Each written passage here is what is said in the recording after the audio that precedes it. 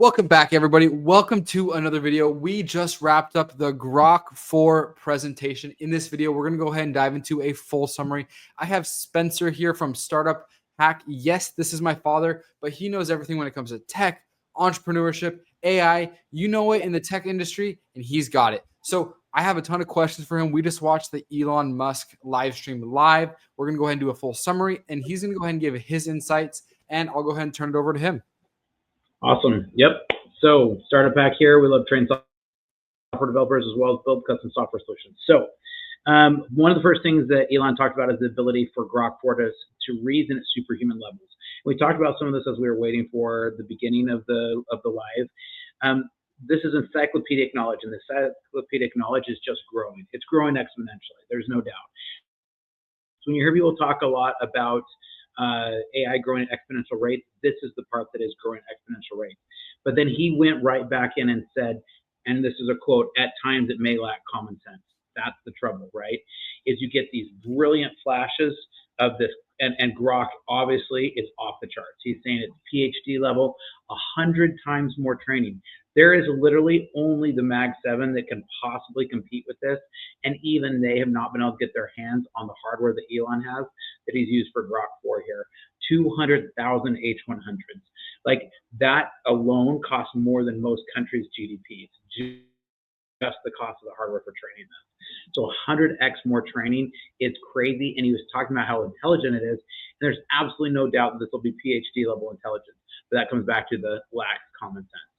And yes, I laugh every time Elon gives an estimate. I think he's great. I think he's super optimistic, and I love that actually about him that he's so optimistic. But I think somebody just said in the comments here too, it's FSD all over again. Kind of a little bit like I don't take any of those timelines with any real reality. What was your thoughts on those, okay? Yeah, I just did a quick, I used Claude actually to estimate how much I think they have 200,000 H100s, right? That's $8 billion of high-end H100s. So they're pouring a ton of money into this. What really stood out to me was I didn't realize how tight this timeline was. Grok 2 was only a concept about 12 months ago. So we've seen how fast AI can progress. It's going to be interesting to see if we can continue on this trajectory of like a hockey stick, or if it's going to start to S-curve out a little bit. But we can talk about that more. They talked a lot about the academic questions. What are your thoughts when using benchmarks with academic questions? Is that useful? Is that a good benchmark to use against other AIs? What are your thoughts? So the benchmarks for being able to measure the AIs is really like the standard. It's the industry standard. So I'm going to get into hot water here really quick on my opinion of this. Without a doubt, they are trained on these benchmarks. Without a doubt, they've proved it. I've actually done videos on it to show proof of it. The AI knows when it's being tested versus when it's not being tested, which shows that it's been trained on the test data. So I take the benchmarks with a grain of salt.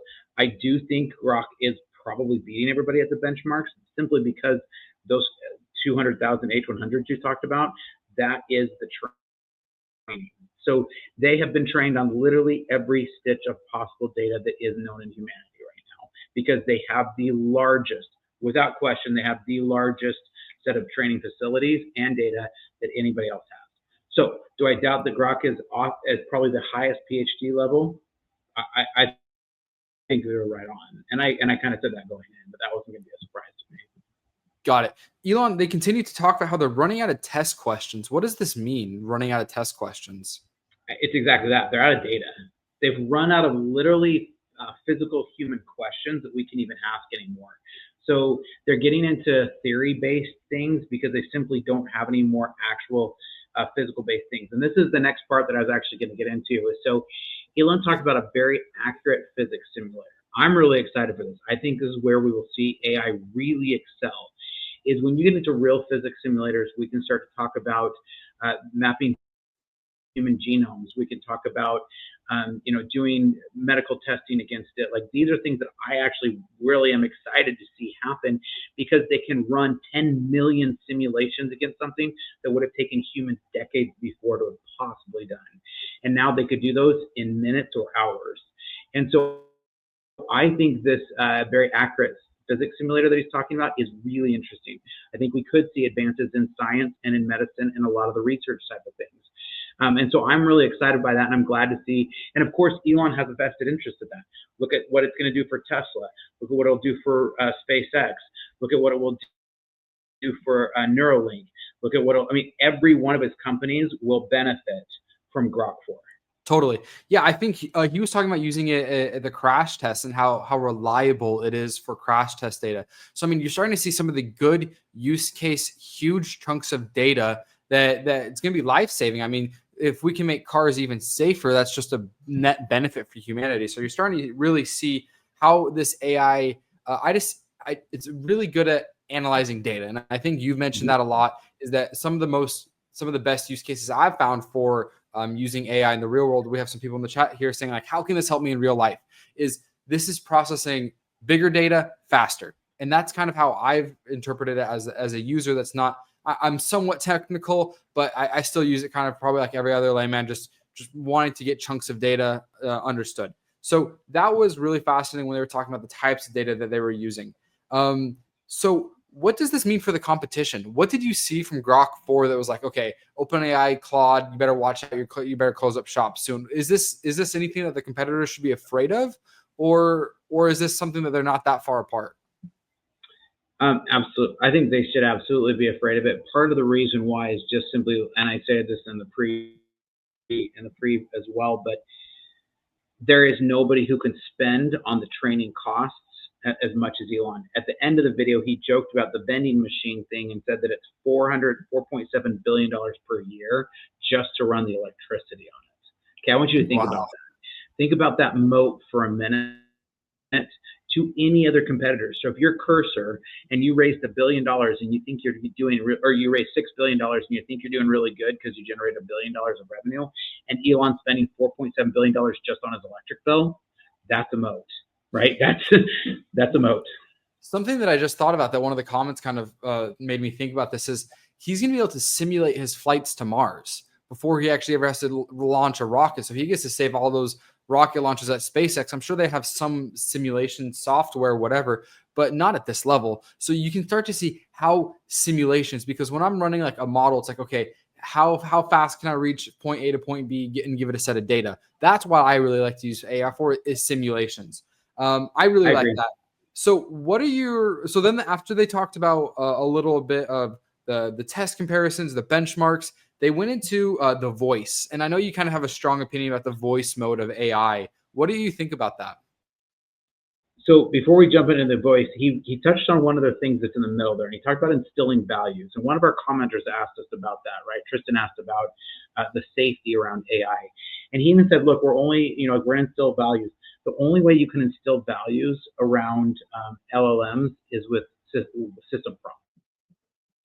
And basically what that is it acts as guardrails that says, hey, LLM, don't go outside of this box. And the thing about it is, just like we saw last night with Grok, which I'm guessing they were testing a lot of the system prompts, it can go past it. Now, I'm not one of the tinfoil hat guys that would be like, oh my gosh, it's going to melt down the grid. But that depends on how much power we give it, right? So that instilling values part, and he talked for a little while too about kind of how it could be kind of terrifying, but he's not really terrified about it, but he might be kind of terrified. That instilling values is a real thing. And there's OpenAI just lost their safety chief, their C-level safety person, a lot of other people. I don't actually think the xAI team has one, which I think is an interesting stance. So I think Elon kind of is, which is an interesting stance. So just before we jumped into that, I want to talk about that, because then Elon even said the tool is super rudimentary, and that's another quote. It's a good point. And so I think it's fascinating that he's talking about this PhD level calculation ability, the ability to run, like you talked about, running a simulation of the rocket to Mars, and the ability to run that 10 million times in a couple days, right? Like that wasn't even something that was computational possible a year ago, right? So in that way, we are hitting these, quadratic runs to AI. But on the flip side, Elon himself is like, the tool is still super rudimentary. And that's what I think is really fascinating, is this brilliant stupidity, right, that we see with AI. So that's where he's talking about, will it be good or bad for humanity? So when we get into the voice, I think the voice is actually great. I think it's fun to talk to. They talk lot about the voice prompts. I'm really glad to see that the prompt, because that would happen with me all the time. I was actually trying to show an old lady how to use the voice prompt thing, and she kept interrupting it. So like she couldn't figure out how to talk to it correctly. So I do think that actually will be a real thing if you're going to get people outside of the nerd community to start using this. Cool. Yeah, I mean, it's great for going on a walk, running an idea past somebody in a non-judgmental way, but also kind of scared because some people treat it as a journal and maybe have business secrets in there. So, what are some advice you have when it comes to AI safety? Because I don't know if we can trust these companies. So, do you like delete your logs? Does it matter if you delete your logs, or if you're using AI, you're kind of consenting to whatever you put in there is gone? Yep. I tell people that all the time. I see companies all the time who are pumping customer data into these APIs, and they're like, oh, but it's safe. No, it's not. Like, you are breaching HIPAA. We're starting to see these lawsuits start to come out. More and more are going to come out. There was a study that was done recently that showed that 80% of corporate users are putting customer data into AI daily. Like, Wow. terrifying. CISOs right now, I talked to 2 different CISOs that I know who are chief security officers, who are saying all they are doing around AI right now is locking it down. They're doing everything to be able to like lock it down inside of their networks, and yet they still can't lock down these things that walk in. And so you just have to know that when you're going to do that, speaking hypotheticals, also be aware that like if you're talking about like some major health concern, I know sometimes I'll be using AI and then I'm using it on my channel, so I don't want to jump in and have it repeat back something that I'm talking about, a health concern or something, in the middle of a live stream, and you can't control what the AI is going to remember or not. So getting it to purge the logs or forget, you don't know what it's doing or not. Got it. So after thank you for the safety stuff, by the way. I think it's really important that people are safe with AI. Now, this isn't a safety class, but I think it's important. So they introduced the new Grok model. They said it's the latency is 2 times better, or it's twice as fast. The latency is twice as good as the previous model. They did a test with OpenAI. They didn't name them specifically.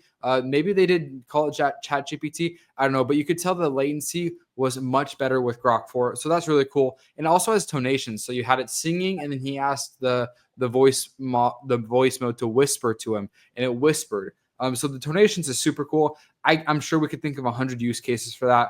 I think the voicing is really cool. Like that old lady you said, being able to help people maybe not lose their minds and be able to have their cognitive ability can be a huge thing, I think, to keep them sharp. Like, hey, give me 10 math problems a day. And then they walk through those math problems to stay sharp. I think we're going to see a ton of medical breakthroughs with this kind of stuff. So I actually had just one of my tutors today. So we have a registered apprentice program where we actually hire people to come and learn software development. And this tutor was telling me how he's using, because with every one of our tutors, or registered apprentices, we actually give them a full Gemini Pro 2.5 account. And so he's telling me how he was using it along with the course that I've provided. And it was really fascinating. I actually learned a lot just from talking to one of my students today about how he's using AI to learn the material better. So basically everything he learns every day, he goes back and talks and repeats it back into Gemini, and then we'll have it correct him and stuff. And so he's actually using that just as a way to we learn in repetition, and he's using it for free. Costs nothing. Yeah, that didn't exist. Cool. It'll be super cool at the time that you can, like those Yamaha pianos, that you can introduce an AI into a piano and have it teach you according to your weaknesses and not have to pay a teacher. Pretty cool. So the voice thing is cool. But let's I want to dive into the vending machine simulation. How valuable? So just to kind of, this is a full summary video. So there's this company is called Vendo Labs or something along that. And it's one of the benchmarks they use. One of these benchmarks is simulating a small business. And one of the most basic businesses they could think of is a vending machine. So ordering supplies, pricing, contacting suppliers, is there enough demand, locations, things like that.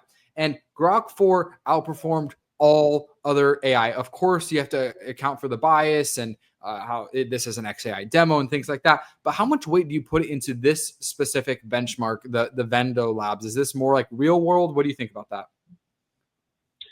I actually love the vending machine benchmark. It's actually one of my favorite ones because you can't cheat it.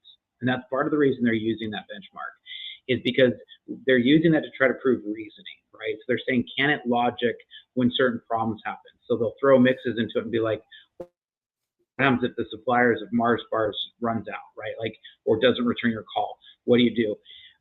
Right now, in the latest vending machine set of benchmarks, every one of the AIs grew hostile.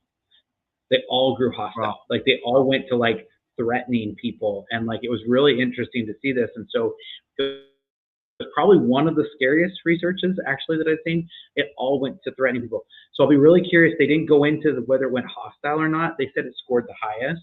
I do like the vending machine one because I think it's it shows a lot of different reasoning, right? Like we talked about before.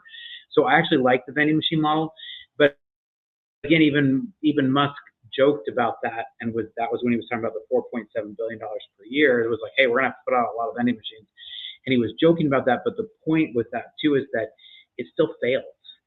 Yeah. So the vending machine test is how quick does it get to failure. So the fact that AI, which has the PhD level intelligence, can't run the simplest of businesses, a vending machine business. The vending machine metric is how fast does it fail, or how long does it take to fail. Yeah. So that, I think it's really cool. Obviously, it outperformed those new ones, the latest and greatest AI. After the vending machines, I don't know if you have anything else you want to touch on in that section, or if you want to move on.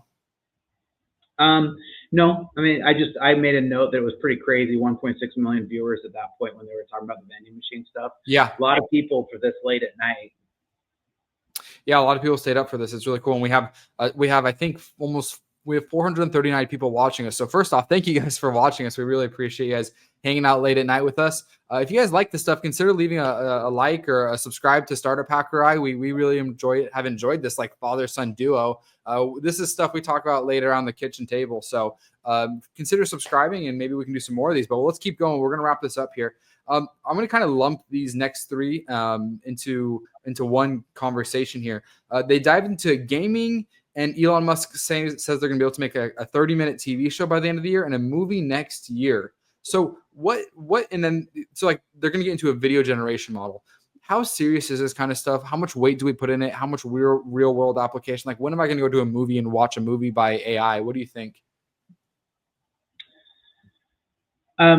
So the video game one, I think, is really interesting. I think it's so the other ones will generate video games, but Grok seems to be the only one that's really doing any work around generating video games.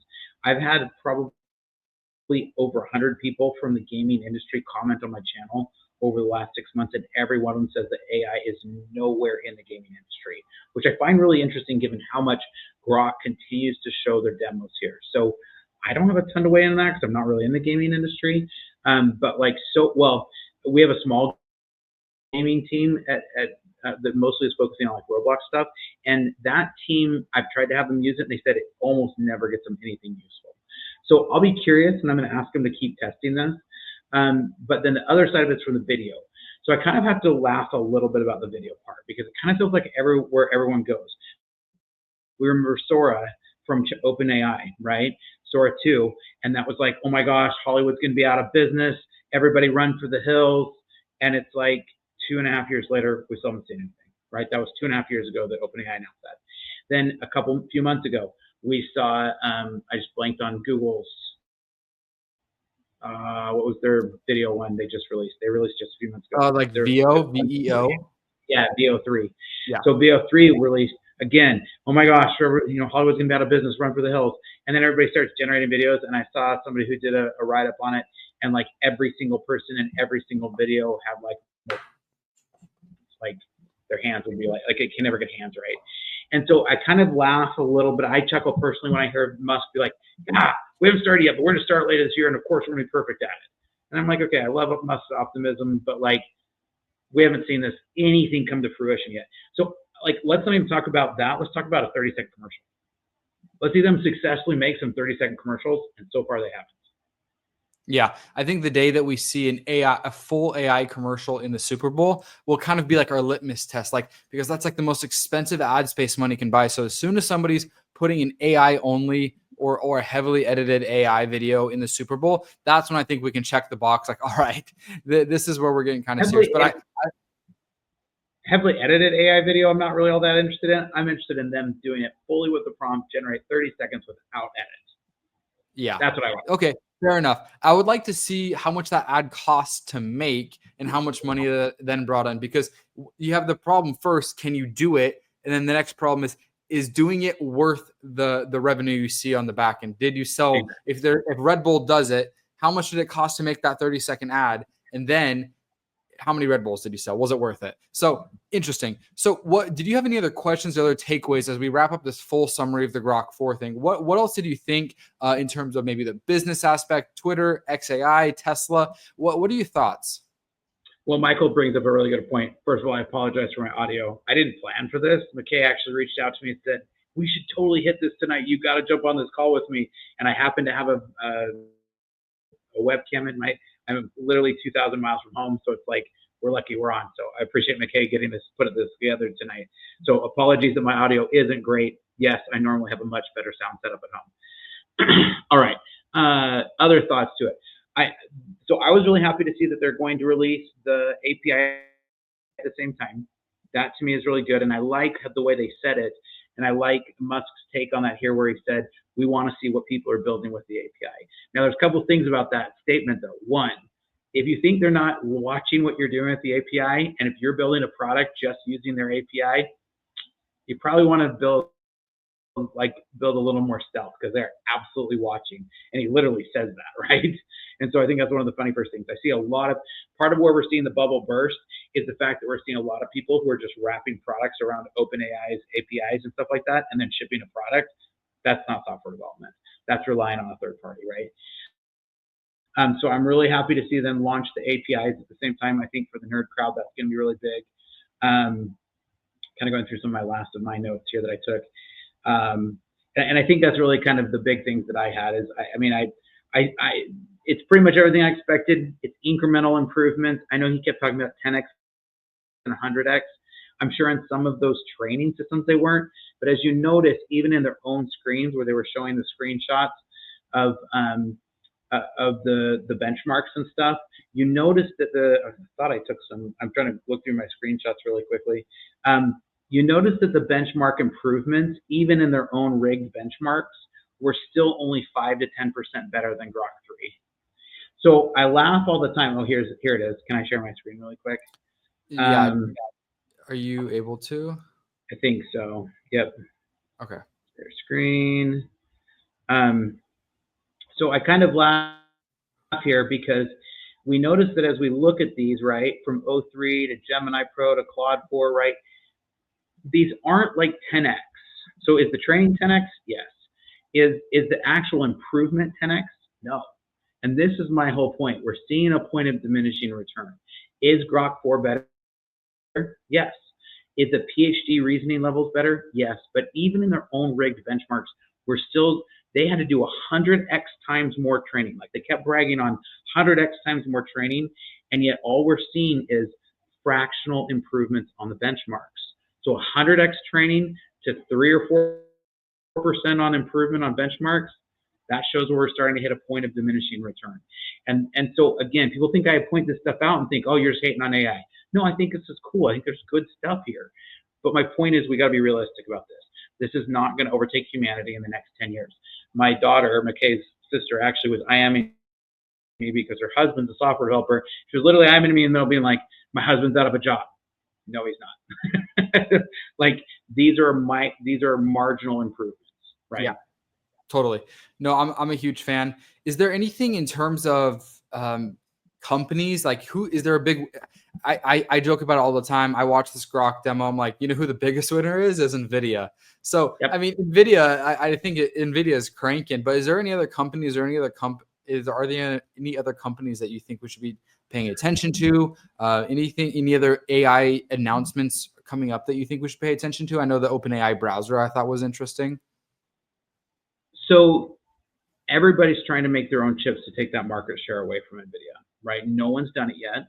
So there's a lot of threats on the market. We see Amazon talking about making their own chips, right? And if they did, with their AWS hosting and everything, they could scale that very quickly. That would make Amazon a ton of money if they pull that off.